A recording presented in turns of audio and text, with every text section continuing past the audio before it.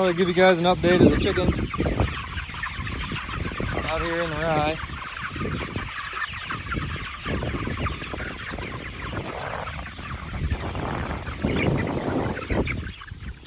Just chilling.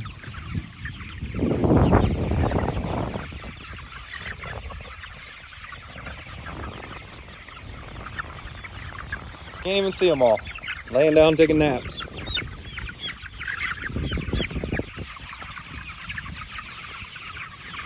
See, they've all got their outdoor feeders all over through here.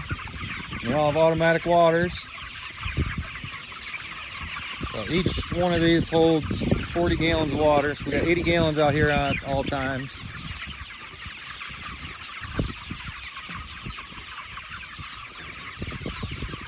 And tomorrow we'll hook up to this and bring her head right here. Just keep moving her forward.